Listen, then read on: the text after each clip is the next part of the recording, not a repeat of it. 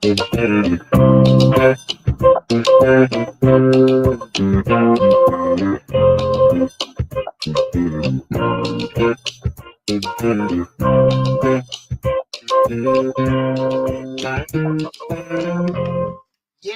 happy Thursday, welcome to the Dollar Hour. I am Deonte Burden, aka Mr. Short Dollar himself. We got a great show planned for you guys tonight. Tonight, I want to have a conversation with my fellow entrepreneurs out there, potential entrepreneurs, about something that people, when they go into business, they always want to consider: should I do the storefront? Should I just do it online or whatever?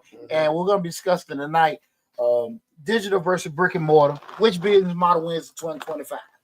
Should you have that online business presence, right? Or should you have the straight storefront, or could you do some kind of combination of both? And we're going to have that discussion with you guys tonight. Again, digital versus brick and mortar, which business model wins in 2025? Before we get started again, I am Deonte Burden, aka Mr. Short Dollar himself. You know, Mr. Short Dollar YouTube channel, we talk about personal finance, business, entrepreneurship, and investing. Right now, we're streaming live on Facebook, YouTube, Instagram, LinkedIn, TikTok, and Twitter. But the main hub is the Mr. Short Dollar YouTube channel, where we have over 1,200 videos and an active grant playlist with over 150 different grant opportunities for you guys to take advantage of. So, if you do want to call in, you know, you can leave in the comments in the chat, in the question and anything. But if you do want to call in, the call-in number is 678-740-9894. Again, the call-in number 678-740-9894. Before I get started, I want to say what's up to my awesome producer, DJ Lab. What's going on, brother? Thursday. Hey man, best day of the week. I know, best day of the week. Brought the rain this morning. We came up a little bit short with that Project 85. Really? I think I was at 84,500. Hey. I say, you know, hey, I appreciate it. I appreciate it. Hey. But what we gonna do? We gonna hit that 90,000 for May. We gonna crack that 90,000. So Project 9,000, 90,000. We hit that 90. We hit that 90. Yeah, we gonna hit that 90. We gonna hit that for the month of May. So we 10,500 short. So we're gonna get there. But man, I'm sorry. Damn, 5,500 short, Lord. Yeah. That's okay. We go. Y'all see how my math goes. You can get it. We can get it. Man. But everything going great. I also want to say what's up to my other producer, Slick 316. What's up, Reek? What's going on, Reek? But again, lad, when I started thinking about this, I'm gonna share this story. We're asking. So if you don't know, when we ask this question, digital versus brick and mortar, which business models win? What we're discussing is, from a digital standpoint, do you have your business strictly online, right? Digital, that online presence platform, you have it on it, or would you have it on? Lab, I gotta bring this Instagram down. What am I doing wrong? Loosen this. Yeah, loosen that. Loosen this. Let it come down. Yeah, weightlifter. Move it down. Turn. Okay, there we go. Now tighten it back up. There you go. Place. There you go. Right. Chris old strong ass. Right. Old Cliff ain't did that. But again, we start talking about that digital platform. That's what means you sell. You got an online presence selling your products there, and brick and mortar being a physical space, like a storefront, where people can go to. And a lot of times people have different ideas when they start in business, which one is best, or they have the idea of what they want to do. And what we discuss tonight, if you should do a digital, should you do the brick and mortar or hybrid, or which one would be the best for you to do it in 2025. So that's what we have the discussion. And so I always go back to a client of mine. I think about this is probably about 10, 12 years ago, because we do consulting. You guys can always book a consulting appointment on the on any one of my platforms. The links are on the. You can go through the YouTube, looking at other places to find to get an appointment. Long story short, a young lady had booked an appointment. She was a baker, right? And she was hell bent on getting a storefront bakery. I got this, I have this and that, and she booked me to she wanted to get an idea of what the cost was to be able to do it. Just the early running projections and get some kind of feedback in regards to that. She's in the early phases of getting her business plan together. So when I met back with her, like I said, about 10, 15 years ago, the information I brought back, she didn't like, for the simple fact I told her, you want to have this bakery. And I said, the math doesn't make sense. Right. Because at the end of the day, because, when we do the projections, we're looking at what you're selling the cakes. We're looking at the net amount for the cakes. Mm-hmm. So the cakes may be selling $20, but if it's taking you $15 to make the cake, we just bring home $5. Mm-hmm. So you multiply that 5 times whatever your basic fee cost. That might be your rent, not multiplied, but more so divided by. So you're looking at your fixed cost being your rent, utilities, payroll, whatever that number. Divide that 5 into it. That'll give you an idea how many you need to sell in order to cover it. Okay. She was nowhere in that position. We call it break-even analysis. Mm-hmm. She was nowhere in that position to be able to do that. So my suggestion was for the amount of cakes that she's selling, based off the average, she's telling me what she's selling. My suggestion was for her, hey, listen, you got to sell 2 many cakes, and you're not even selling that kind of volume just to even cover costs of stay over, right? I appreciate her even coming to me with that because most of the time when I tell people they got to do that, they don't want to do it. Right. My suggestion was for her to go get a kiosk in the mall. Okay. This is before a whole food truck explosion. Okay. Right. I said, go get a kiosk in the mall. Okay. I said, go get one of those. Pay the $200 to $500 a month. That will be more feasible.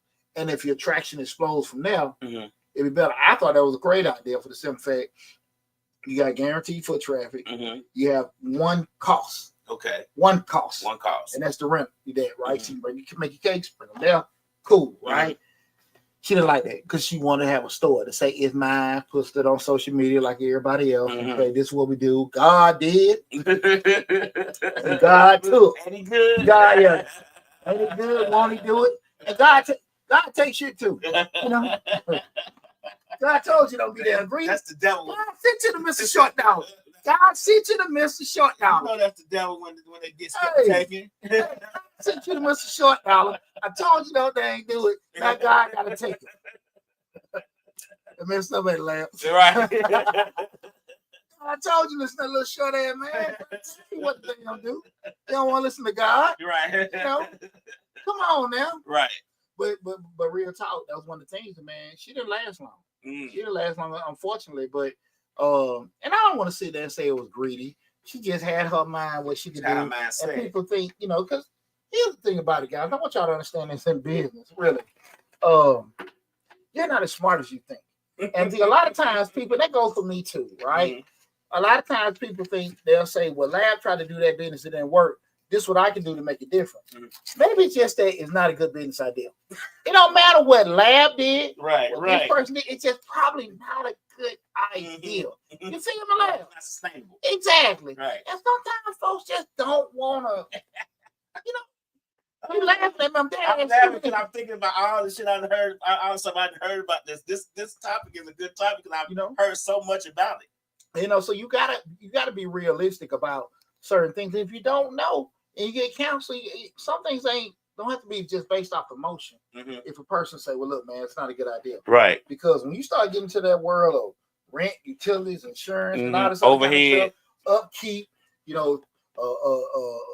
dripping toilets, this and that going on and stuff like that. Some stuff the landlord might fix, some stuff they may not. They may only fix stuff to a certain point, coming out the wall and all this other kind of stuff. I mean, you talk to a person that had a lot of leases. And you talk and somebody who's done commercial leasing myself personally. You know how funky that stuff can get when we start going to the specifics about what the landlord actually will fix.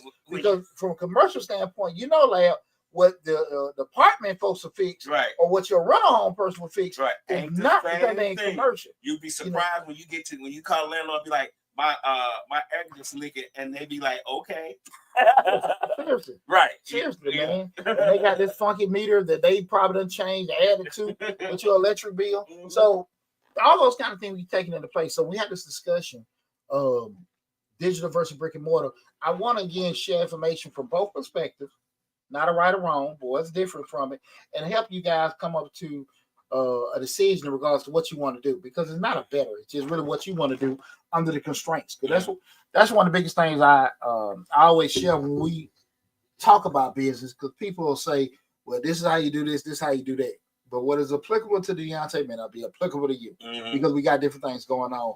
My availability, my money, family, health, all this stuff take consideration. And everybody has different things that they come to the table with. So there is no holistic answer. The best thing is to find information out, apply to what you have going on, and then make an informed decision. That's just how business need to be. Right. Not that, that's what we want to discuss tonight. Again, digital versus brick and mortar. Again, guys, you got any questions or anything, make sure you leave them in the chat, or you can call in 678-740-9894. Again, that's 678-740-9894. So when we start looking at first that digital first business, we'll go through a couple of pros and and the trends, right? Some of the advantages is what we said before: low overhead, right? No rent, no utilities, no in-store staffing costs, right? That's straight. We straight digital. Right. I got my t-shirts online. They go on here, everything's there. Right. We got work from a housing standpoint. Scalability. It's easy to reach national, global customers. I can run YouTube ads. I can run Google ads. I can do everything. I can stream live on the internet right now. I'm on Instagram, TikTok, LinkedIn, Facebook, and everything. Right now, we got people all over the globe. Everybody around the bubble is looking, right? So on the YouTube channel, we hit 85,000. I ain't got it ready yet. Globally. So I say all that to say you can scale like that when it's digital, right? As long as you sit there and do it, you can see the world's at your fingertips, right? So, and then the next thing, data driven. You can get real time insights from customer behavior, conversion rates, and traffic. When you run everything from the digital standpoint, everything is accessible to you. If you look at it or not, most people, unfortunately, don't look at it. You can look at customer retention, how long they're looking at the show, the demographics and what ages are looking at your, not necessarily looking at your show, but actually going to your website, income information, race information, location information, how long they stay on your platform. All that stuff is accessible. All that stuff is accessible. So you can sit here and look at, okay, when I have my website and you want to buy my t-shirts, how long does the person stay on my site? How many people that go to my website I convert to customers? When they sit there, do they make a purchase? Right? Do they share it? All that customer insight is there. Again, most people don't use it. Right. We got shows about that, how to take that, how to do it, because so many times people want to be a CEO and a business owner, but they don't want to do the back office stuff. Right. They just want to say the CEO. That same punk ass excuse, I didn't know. No one cares if you didn't know. You can't afford not to know. Right. When it comes to your money, when it comes to your business, you got to know. You don't have to know everything. But you need to know a little bit about a lot of stuff so you can make informed decisions like we're talking about tonight, okay? You ain't got to know everything, but you need to know enough where you can make an informed decision. Not how you feel, not how you think, not how you wish, but you know. You know what I'm saying? So, and the last thing being customer convenience. Customer convenience is very big. We start talking about digital platforms. Why? Because customers have 24-hour access and mobile-friendly experiences. I can order some stuff offline anytime, right? I ain't gotta wait till they open up. That's one of the key components of doing it, right? So we start looking at it like, hey man, when we doing this kind of stuff, I got all access all day long. When we start talking about what's digital, okay? So we went through that in regards to the pros of that, and just some of the key trends in 2025. You got AI-driven personalization, so you can sit here and go on your Chat GPT and all this other kind of stuff. What can I add to it? Most of the platforms that you have now, be it Facebook, YouTube, Google.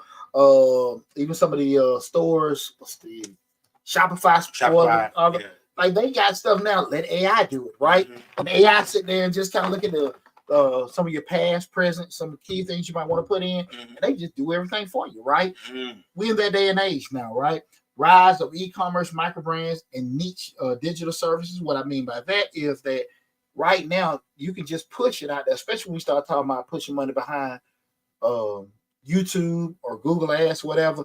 If you're looking at selling Afrocentric pencils, if you're looking at selling, custom made, African American blue wig, right? You actually can niche it down and do it, because you don't have to worry about your product. You just gotta have enough people that are paid for it or looking for it globally, because we got the world at our fingertips, and you charge whatever you want to charge from there, right? So that kind of stuff is just available to you. Because what always stuck with me, one of my mentors, Daryl Crawford, Daryl, that big jazz enthusiast, what always stuck with me with Daryl, he will spend all this money on these antique, I won't say antique, but Jazz. He was crazy about the jazz. Big Charlie Parker fan. Okay. Albums and stuff. Yeah, albums. Yeah. I mean, and you think about it, you might be he had bought a napkin. Billie Holiday, Lady Bird had signed. It was a lot of stuff. Different album covers, albums, acetate. He was smart. But here's the deal about it. He was limited so much and it was so expensive because you had to go to different stores and trade shows. Then you had eBay, which brought the prices down because you had more accessibility. Then you got Amazon and all the other places. That's what I'm talking about in regards to you have that accessibility to be able to put to people. Right. Because people will pay sometimes pay premium prices. It's hard for people to get it. But once I got access to it, you got competition. Right. But you got customers got access to it. Okay. Because there are a lot of so before all the digital, it may have been you may be able to charge $500 for that album because you couldn't find it nowhere. I mean, 5,000. Yeah. Well, because what it is to that point. Now you're right, Larry. But you had a lot of people, especially in Europe, that were very big on black jazz artists from that era. So you have a lot of people overseas that were buying that stuff because the global footprint, e-commerce is flat, right? Continuing dominance, you can do subscriptions and all that kind of stuff. When you got a digital platform, hey, listen, we're going to charge you $5 a month to get a 10% discount, right? You don't have to pay shipping fees if you got this $5 a month subscription, right? When we do the Mr. Short Dollar, guys, go to Mr. Short Dollar on YouTube. You guys are big and want to find the grants and everything. Join the Mr. Short Dollar family subscription. Just think about that, guys. That way, when we make these videos, the videos may be released on the 1st, but the video may have been created a week or two. You have already had that privy to that information. So make sure you go to the YouTube channel and look at the subscriptions that we have. Those kind of things are always there, right? You can offer that with doing it. And also, you have a lot of marketing power. And from an influencer standpoint, we don't having a digital platform because you can do like we're doing now, having videos and all this other kind of stuff. Push it. I have seen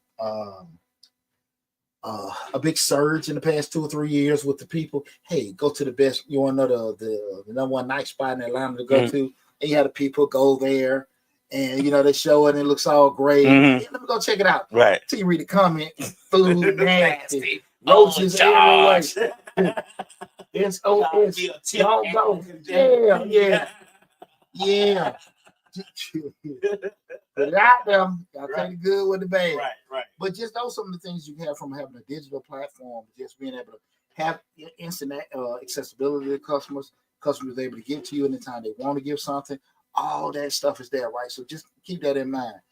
Then we go to again, guys. This is the Dollar Hour, the night show. We're talking about digital versus brick and mortar. Which business model wins in 2025? Digital versus brick and mortar. Which business model wins 2025? We feel free to leave in the comment in the chat, stream on Facebook, YouTube, Instagram, LinkedIn, TikTok, and Twitter, or you can call in 678-740-9894. The next one we'll talk about is brick and mortar, staying alive and evolving, right? And we're talking about that physical place you can go to. Some of the big advantages of, guys, that in-person experience, got tangible product, interaction, customer service, community building, being able to come in and go into that restaurant, Miss Mabel's kitchen. Right. Hey, baby, how you doing? Mabel's country cooking. Like that old lady from your shoulder. The biscuits on the way. Right. You know what I'm saying? I already saw you parked. Hey, listen, you going in, music playing, got the vibe, going in a certain store, going in Starbucks, getting your coffee, sitting down and everything is cool. Going in that clothing store, being able to feel the fabric and all that stuff. Because we're listed online, you can order it all day and night.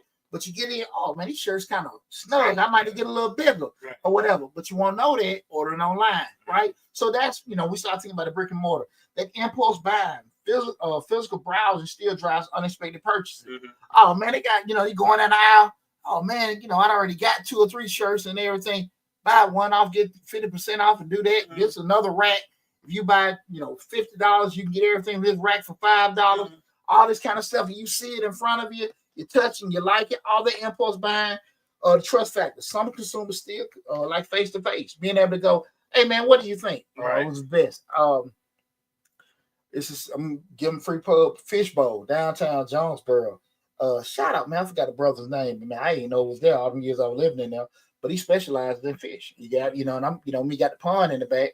I stop in there. Now, I can go on Amazon, order some koi fish or whatever, but it makes a difference. But hey, man, let me ask you this. I got 100 gallon pond in the back, and this is the setup. This is my picture. What you think about this? And having somebody sit here and tell you, and they're using terms and lingo that an expert would know, as opposed to, oh yeah, that's a fish right there. You guys, what kind of fish thrives well in Georgia and weather and all that? Yeah, exactly. And I can sit here. Hey, mom. Hey, what's going on, mom? Hey, mom. Being able to just open up my phone. Hey, well, look, which one you recommend? Let me go on Amazon, and that's why I just put it installed and put the pictures out too, guys. Just bought a brand new filter. Me and Chris installed it today. Oh, it's shooting up water. It's lovely. Beautiful. It's lovely, man. It's lovely. It's lovely, man. Chateau Puche. But that having him there when I ordered that a week ago. Hey, man, this I went on Amazon on my phone. Get that one. Hey, what do you think about this? No. What do you think about this? No. This. Yeah, you need to get that. Matter of fact, get the one cost about $10 more. That'd be better. I needed to get, right. I would have got that scrolling on Amazon. Right. And you're right. You get what I'm saying? You're right. You're telling me, okay, for what you have, this is perfect, right? So just having that experience, just that trust factor, and I will say one thing about even with brick and mortar, just kind of having that omni-channel power where you can have some kind of combination of both, where you're walking in and people are talking, mixing it, and I think that's one of the biggest things I think people miss out with doing it. So it's not a bad thing we're doing. Remember what I said, guys. We're just going over pros with having each one, but just kind of knowing again what's the mix. Some of the key trends when we start talking about a brick and mortar for 2025 is experimental retail, where you have advanced workshops and in-store techs, where you have the pop-up shops, you have different things. Where we talk about kind of like food truckish, we're doing it on certain things. We're having that QR code integration and self-checkout innovations. Those things are there for from a effective and efficient standpoint. If you have certain retail spots, you buying and everything, and then like pulling out that phone, boop, boop, boop, boop. Right. And hey, we're doing it. Someplace you might have to scan it to make sure people going out, but it's real cool. I can go somewhere, self-checkout, do this, boom.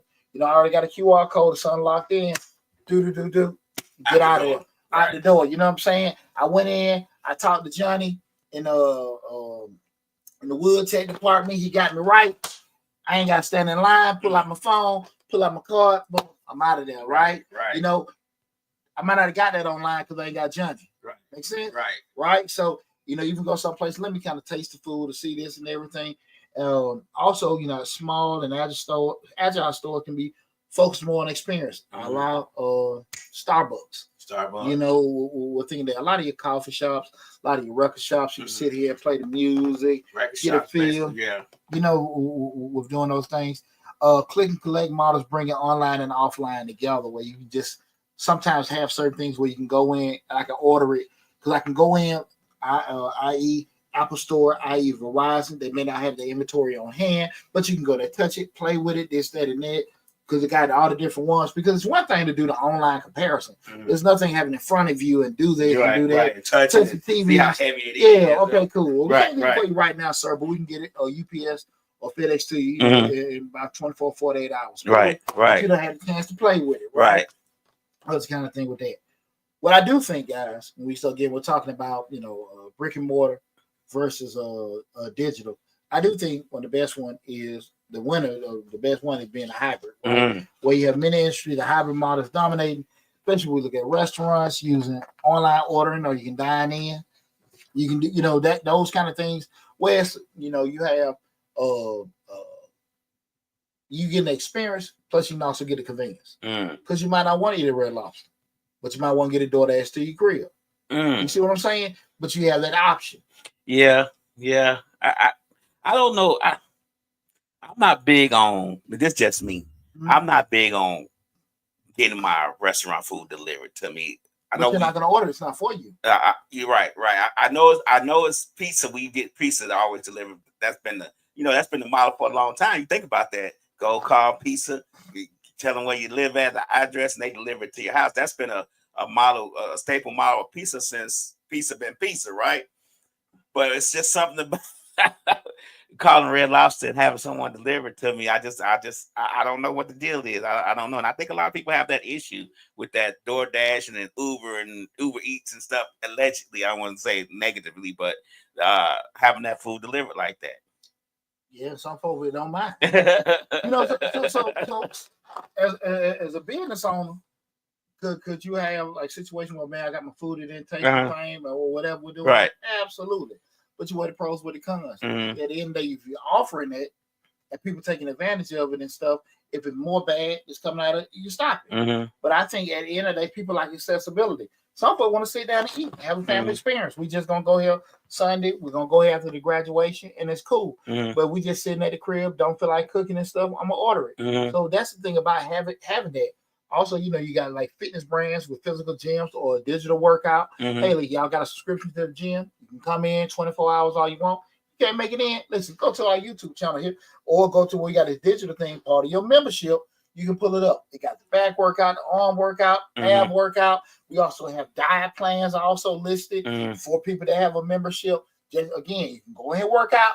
Everything that's in the gym is also on your phone. Right? Having that set up to you. You got local boutiques using social media, Shopify, pop-ups, all this kind of stuff. Right. I got, like I said, I'm here. I'm selling the product. You can touch it, you can feel it and everything.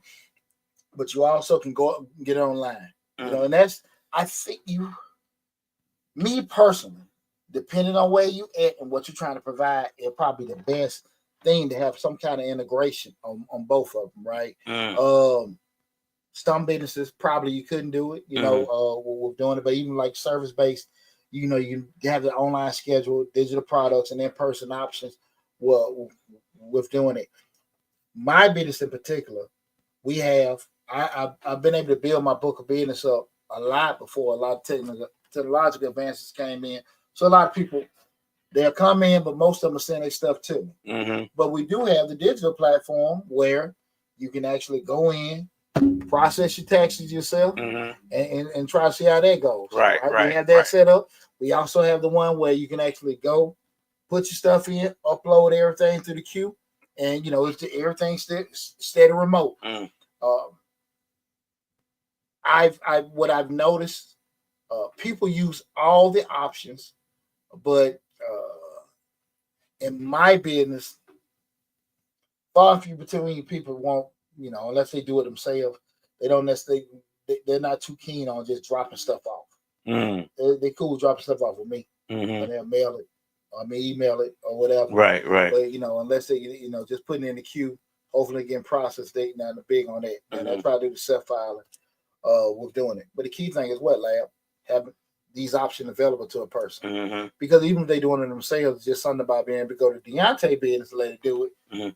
I ain't gonna go to tax HMI Block in Jackson Hewitt, right? Right. So just having those kind of things together, because we do not want to lose money. We do not. Because at the end of the day, if a customer rather cares about you and they want to, do business with you, they want to break bread because they're comfortable with you. We want to be able to offer them as many options as possible. Yeah. I mean, like even with us, like I was talking about the food thing, Zake has a problem with people taking up food for her. But one of the other things is, we'll order it, but we got to go pick it up. We got to go see it and look at it before we take it. You know what I'm saying? Before we take it out the store. So I think a lot of times, like with this, with options like what you have, some people just want to be able to, if they see a problem, to call you, to pull up. That's why I told digital probably wouldn't work. Like think about when you file like online and you file. I think the IRS had this one time when they were having where you could just file it yourself. I know they rolled that back recently, but they were having where you could just go file it yourself. Now you done messed up, maybe. I know you say it's foolproof in some things, but you think about a couple of things, you're like, man, I wonder and you don't know. Well, I can call Poochie, be like, Poochie, I give you the right social security number, and you can run it back to me. Well, more so the social security numbers for the person and the tax ID numbers on the business, they're gonna get kicked back because they have to match in the database. Okay. Right? So that can't happen. But you reporting it the wrong way happens a lot. Because you don't necessarily know. I had a phone call today. Someone was asking me some advice because they had a client, they had a home sale, and they were closing attorney sending the information report to sale, they didn't necessarily know, okay, what forms do they need to use to report the sale. Some software give you a Q&A and ask you, hey, did you do this and do that? And even though you may be following prompts, you still may be putting in the wrong information. Right. That right there is not known. Right. And then that's the advantage of being able to call you up. Yeah. Well, that's the thing about it. Most people are not going to be able to do that. So when they misreported or, going in the wrong place, there's no excuse for ignorance, and everything. Now, again, the mistake can be corrected. Right. But it's corrected months down the road. Maybe with a cost. Right. So those kind of things you got to be taken into consideration. Because I don't think a lot of times people put a lot, especially business owners, a lot of thought process into what the customer wants. We get caught up a lot into what we want to do for the customer, right? When we was talking about even with the scaling the businesses and things like that, what I had, for the longest, I try to spend so much time and money over 15 years ago was, let me get all these tax offices. Right. Let me open all these tax offices, spend all this money, computers, pay everybody this, that, and that. Especially people that know me, if I had an idea that you actually did taxes, man, why I need to pay you to leave these folks? What I need to do that because I felt then, and I do feel my systems is superior to everybody. That's my strong suit. Right. I know how to sit here and make the most with the least, spend the least. So, hey, man, come work for me. Right. I'm paying you 60. Because people sit there and look at, well, I can make this an hour. Look at you making more money than me. You making 3 times more money than me. Right. Yeah, you got to get you might have to get your book of business, but I'm paying you more. And you're not paying for any software. You're not doing this kind of stuff. I'm taking y'all that. I'm taking y'all that. Yeah. You make way more money with me. Right. Right. And that was my thing. Like, let me get this, let me spend this, spend that. Until I ran across, I started, learning things or whatever, and I found out, about a lot of some cloud-based softwares. What the hell I need all the offices for? I can get my tax office is for what I could afford and how far I could get to for my reach. I can operate in the clouds. I can get employees worldwide. Right. I can get employees worldwide that can give me customers worldwide. So, the window, the opportunity I had was just getting those tax businesses, right? We're talking about brick-and-mortar and digital. The opportunity I would get with just having them tax offices was just there, right? It's just, if I had them right in Atlanta, you got 5 or 6 here, that's just there. But if I got everybody operating in the clouds, I'm like this. Right, you spread out. You flat. You flat. You in France, you in Italy, you in... I ain't paid no rent. I ain't paid no insurance. Right. I ain't paid no utilities. Right. I ain't paying no payroll. Everything's there. Straight commission. Everything's here. You don't have to pay anything either, right? Right. So at the end of the day, from a conversion standpoint, a lot of people are like, hey, I want to go into the job. I want to know I'm making $10, $12 an hour. I need to get this, I need to get that. I get it. Right. It's not a place for you. Right. That's not right. But at the end of the day, I had way more access to more people. And my money did like this. I could have been still stuck on, I got 5 tax officers, all over Metro Atlanta. Come see me. Come see me. I ain't. Nah, man. Nah. Right. Come see me. We got that. Hell no. Nah, that math ain't math. But some people get caught up on the brick and mortar thing. Even in this business that we do here with this radio station podcasting, a lot of times people get caught up in, let me go get a storefront so people can, they get the image of radio station in their head, and they think the radio station is a brick and mortar where you got to go up there. And it is in some cases, in a lot of cases, but they get caught up and they don't think about the overhead. They don't think about the light bill, the water bill, the keeping it open, because radio stations run 24 hours a day. People come up there all the time. They don't close. And a lot of times I'll be telling people, that brick and mortar stuff sounds good, but in the grand scheme of things and the cost, and then you got to think about the market. The market in radio and podcasting is pretty much saturated. You know what I'm saying? So you're not going to have the same amount of people coming to you, the same amount of artists coming to interview with you, the same amount of this or that. So it's going to be less for you to capitalize on, but more of what you doing going out. You get what I'm saying? It's funny you say that, Lab. I remember, and I just remember this because this is before this before for my divorce. I got a family member on my wife's side. We still cool. He's a program director for I ain't gonna say the radio station now, but the biggest black radio station in Atlanta, right? And at that time, and I remember I asked him that time because that's when I first started this, right? Right. And so I remember asking him, say, "Hey man, do you really think that, because that the internet, the YouTube stuff can surpass what's on the radio?" He's like, "No, man, the radio is this and radio is that." And I'm gonna be very honest with you, Lab.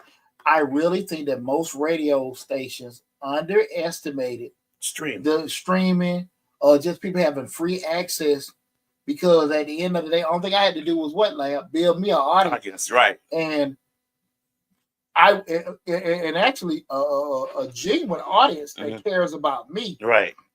Instead of me paying a radio station to go as far as their reach and hope some people in their reach wants to deal with me. So that's one thing about it. So when you advertise radio, now it's great to have, okay, we got this 1 million person reach, but only this part of the reach wants to deal with you, right? It's just how it is. Put them all in there. Right. But if I build it online, my platform, be it fake social media, whatever, they want me, all of them. You get what I'm saying?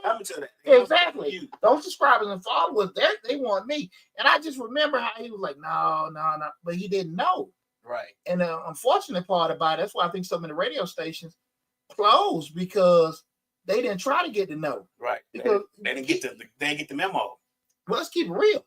You ain't listen to the radio right now, because I grew up Ryan Cameron, Fresh Party, AA89. Right. You cutting on the radio, doing it. You don't listen to the radio unless you're in your car now. Right. That's what I'm telling you. Listen to the radio. Right. If you don't have Sirius. Right.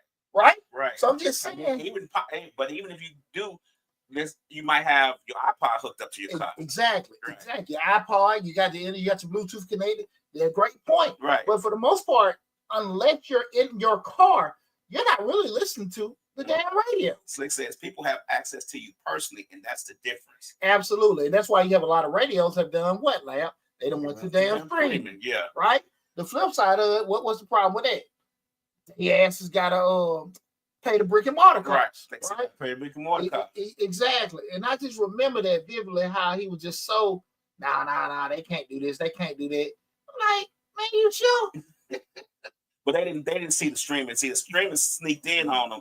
See, they thought when Napster was and you think about when Napster was going on, and you can peer-to-peer download music. They thought that was going to squash anything else that came after it. But streaming was a whole new dynamic, a whole new platform that they was partnering with these record labels. The record label was like, yeah, pay us for that, and they didn't see it. They just didn't see it coming. That's like we talked about doing commercials on the radio at one point was this amount. But now you go there, it's like $5, $5 for one commercial, where it used to be 5,000. You know what I'm saying? Let's talk American Radio. Say, let's be frank. In the modern world that we are in, most people actually are more comfortable with a virtual meetup or phone meeting. Do you think the evolution profession, or AI will heighten this? In the modern business world, younger people prefer virtual meetings or phone calls. Do you think AI will heighten or sink this? Thoughts? They do. I think, yeah, it is what we're talking about. Well, let me do. Because virtual has to do with online. So if I like younger people don't even want to talk to you on the phone, they want to text you. I think that I think it is. People will want to do more virtual and AI now because people are less sociable with doing it. The only thing that is depending on what you do or what you provide, right, is what they'll need. The service will determine it. Yeah, right. If it requires this touching, tasting, probably don't make it too much difference unless somebody wants to order. You know what I'm saying? To your point, the DoorDash, Instacart, or maybe even order even though you may make your cakes and you vacuum seal and mail it. It's all depends on what it is. But to the point of that question, people are less sociable now. And people just I don't want to do that with doing it. AI takes a lot of thinking out of a lot of stuff. But I'm going to tell you, and this goes to Let's Talk America Radio's point. I think that AI is going to sing marketing. I think AI is going to sing movies. I think AI is going to sing TV shows. Sink them. You're not going to have physical people on those in the next 10 years. I can see that. I think there's going to all these art actors making $20 and $30 million a movie is going to they're trying to figure out how to get rid of that right now. So if they put more money in AI, that's why you got all these companies putting $50 and $60 billion in building AI because they can get so much revenue out of it doing these movies. If you have a AI generated person doing a movie, you ain't got to worry about insurance, you ain't got to worry about Actors Guild, you ain't got to worry about none of that. You got this guy jumping out buildings. Once they get the model to a point to where they can make it look more real, it's going to change the movie industry 100%. I can see that. We're going to get back on topic, y'all. Okay. We're going to get back on it with the, I definitely can see that. But, when you start thinking about just with the brick and mortar and the digital, what we're looking at, that's something to just take consideration. A lot of the thinking ain't got to be there. Right. A lot of that stuff with having that, because definitely like what we just talked about earlier, Lab, you don't have to, you can sit here and punch in the specifics of what you're trying to do. Like, I think most people struggle with, just on a small percentage, they can't, but most people struggle with taking that idea or dream and speaking it to describe it. Because what I have in my mind, I'm thinking this, that, and that, and it's grandiose. Illustrating what's in your mind. But going to my mouth or going to my fingers to actually articulate it, right? I think most people struggle with that. But that's what AI changes. Pretty car house with joint people and then pop up on screen. And now, me smoking cigars with the boys at a nice club in the middle of it, and AI pushes it out. Oh, that is it. That is it. Right? And to your point of just having to worry about marketing and acting, because like I said, now you just put a certain song if you want a certain genre, and they making it for you. They making it for you. They making the singer, the actor, the album cover, everything. You totally look at it. Especially with having a lot of the digital. I'm gonna give you a good example of brick and mortar and digital. When Amazon came out and they started selling stuff online, a lot of these companies, all these corporations like Walmart and Target wasn't prepared for that change. That's how Amazon was able to take over so much of the market so quickly, because they got caught on what they say on their back of the heels. That because they was like, no, people's gonna want to come. Going to your point with the radio and the person you talk to, people are gonna want to come to the store and touch the clothing. People are gonna want to, you know what I'm saying? People want to, smell them and do this and look at the food. They didn't realize that one thing happened that really blew it up was that the pandemic happened and we was in the house. So that right there helped a lot. But I don't think they understood the model that people like the convenience of being at home and ordering stuff, and then they come to their door. Nobody wants to get out in traffic. Nobody wants to, drive and gas and have to buy gas and dealing with folks in the store and standing in line and all that. Now you still have that going on, but they didn't get to understand that. That's why Amazon took over. That's why they were so able to take over so quickly and take so much of the market capitalization, because none of these other brick and mortar stores saw that coming. Yeah, even Walmart wising up, because Walmart shut a lot of these JCPenney's and Kmart stuff down, because again, even when they came with their innovations and things like that. But to your point, like, look, people want accessibility, right? And and if you weren't too quick to move with being able to provide accessibility to your customers or convenience to your customers, you find out quickly, and people could put certain things. So, and the things they don't, they'll play that premium price before you be able to come in or whatever. But in the days, especially we started talking about the advent and the emphasis on supply chain, people want stuff fast, convenient. Right. The next day. They want it. Yeah. And that's the thing about it. Just being able to have your Amazon Prime and getting it in the morning and all that kind of stuff, people will do that. And people will pay for that. And that's the kind of thing you get caught up trying to do things the way you want to do it, and you forget. And that's what happened. They're not buying your product. That's what happened with the brick and mortars, dealers. And me being in the shopping center business for a very long time, I saw a lot of these stores decline. I saw a lot of them decline. It wasn't they wasn't prepared for the online shopping experience the way they should have been if they would have had the proper people in their marketing and their research and development departments like they should have been. They should have been more prepared for that. That they was not prepared for it at all. J.C. Penney's, Dillard's, Belk's, all those guys who are online now, but they should have been. Best Buy is a good example. They wasn't prepared for the digital stuff. Like Best Buy. Ain't that amazing for a technological store? Right. You know? But that's the thing about it when you and I know you're saying they should have been prepared, should have the people in place. The problem come up here, it'd be a smaller, innovative people and people that are kind of forward thinking. It ain't that many of them. You know who needs to be prepared too? Movie theaters need to be prepared to close. Oh man, they're the next ones who's going to go. Who's still trying to get people in the theaters, and I think a lot of people still might want to go to the theaters. But now people building home theaters in their house. They don't need to go. They don't need to go outside and watch a movie. I would rather watch a movie, pay $10 to watch a movie in my house in the safety of my home, eating fried chicken, going to the kitchen, getting something to drink, coming back and sitting back down, pausing the movie, doing whatever I need to do, and all that. And that's what I don't think a lot of movie theaters are understanding. Well, you do see some adjusting because number one, they gave you the option now. You know, even though it's not just started, you can order your tickets and your particular seat online. They have the movie theaters where you actually get a meal and a drink, and they bring it to you just like you're at home and stuff like that.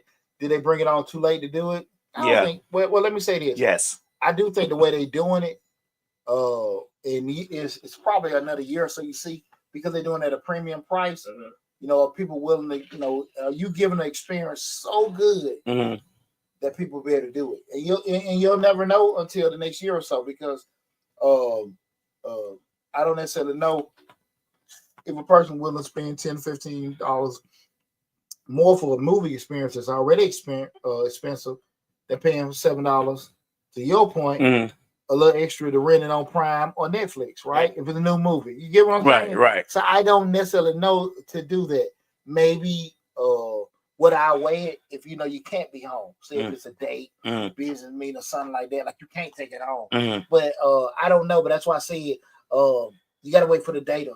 Yeah. To do that. But I think one aspect of movies, we talk about movies and digital, that's not probably gonna who needs to really shift. Who really needs to see their opportunity is drive-ins, because that's a whole different experience.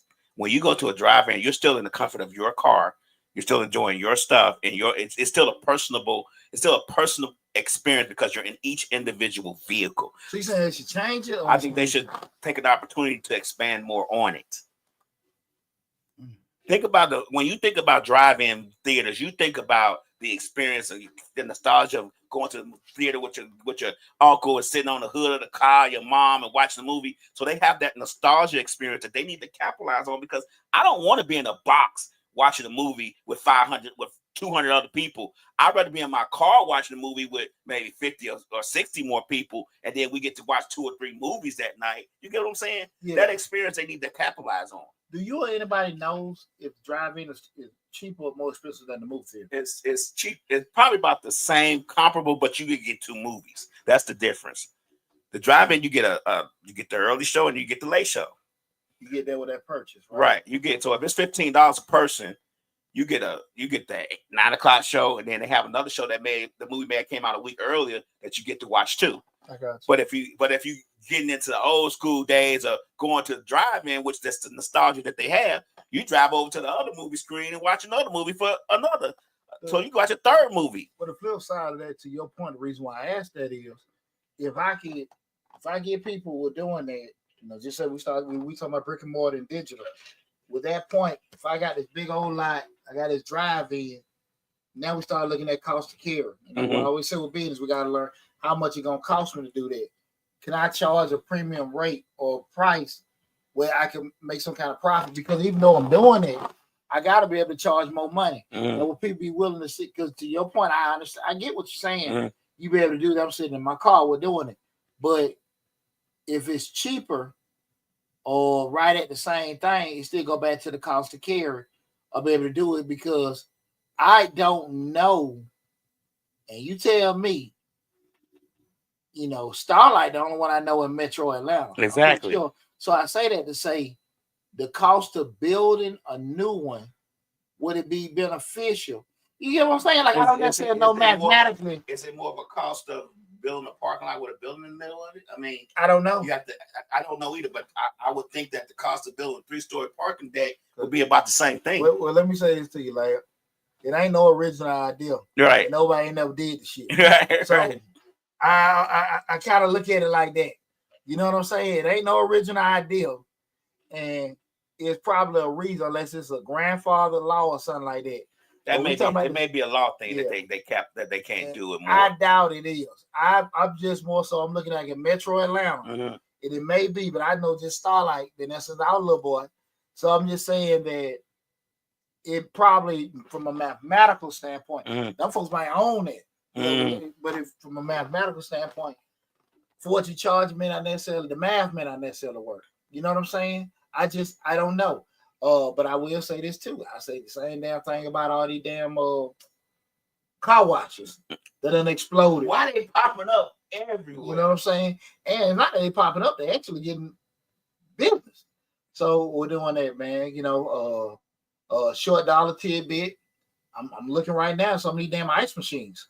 You know who had a thought about buying ice machines a long time? She used to tell me about Slick. She said she was gonna buy a couple of them igloos and put them around Atlanta and stuff, let them do their thing. I'm doing my research now. I mean, they never franchise. Right. So, you know, I'm doing that now.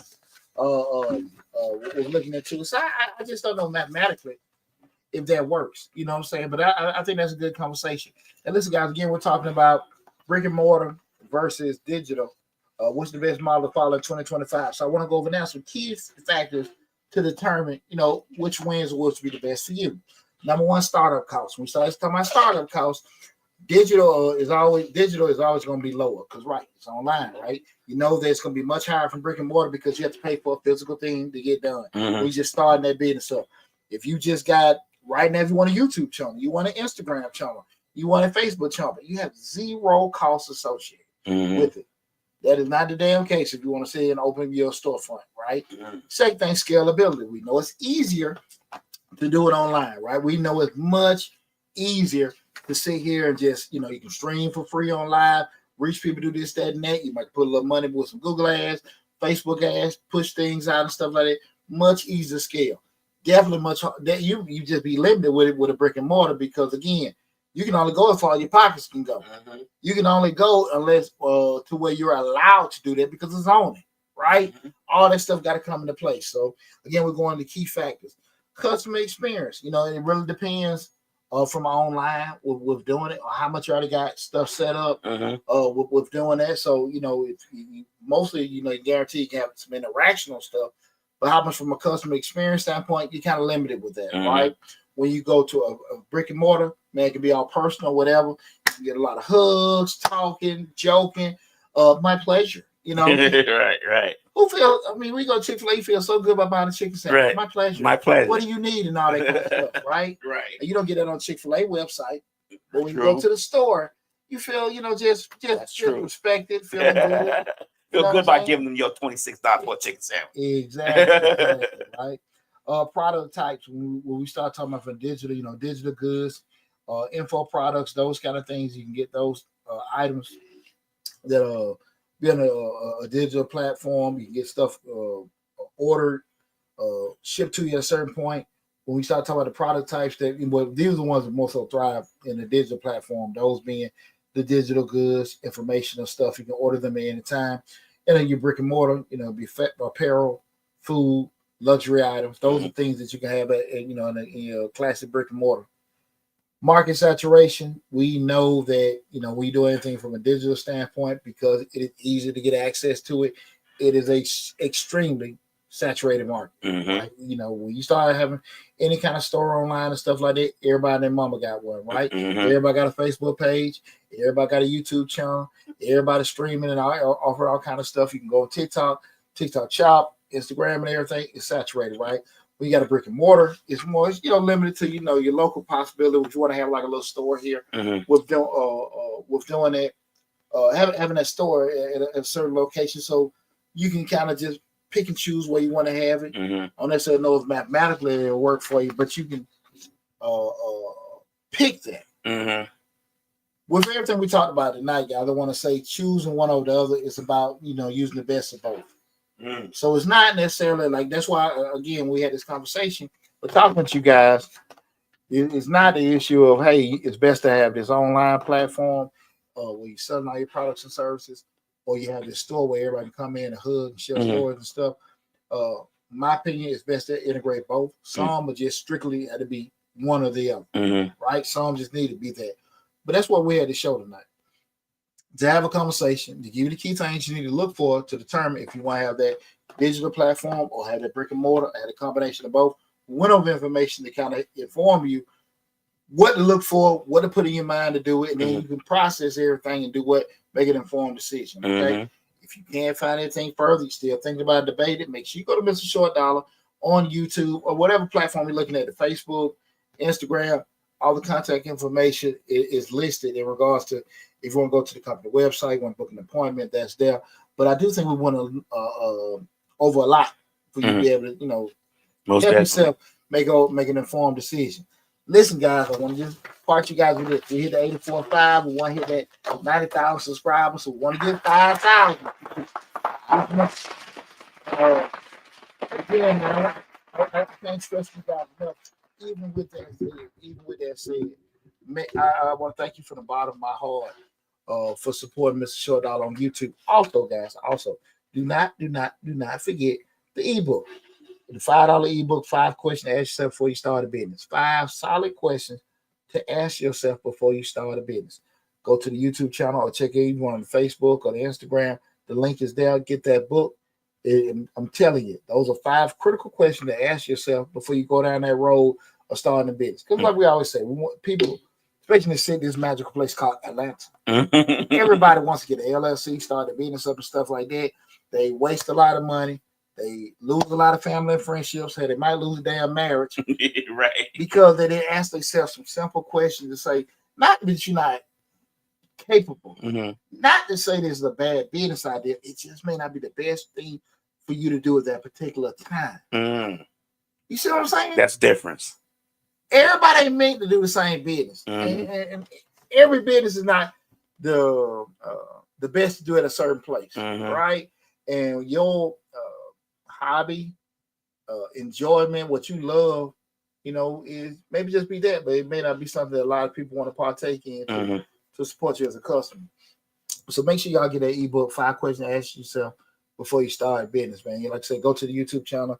If you're on Facebook, Instagram, you'll see that in the description section, that link for that, but definitely want to take advantage of that. But again, guys, from the bottom of my heart, I want to tell you I love you all. Appreciate the support.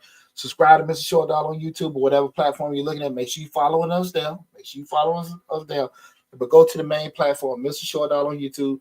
Check out all the over 1,300 videos I think we got on the YouTube channel now. We got a grant playlist with over 150 grant play at any given time. Within the next 48 hours, the May 2025 grant list is going to come out. The May 2025 grants is going to come out in the next 48 hours.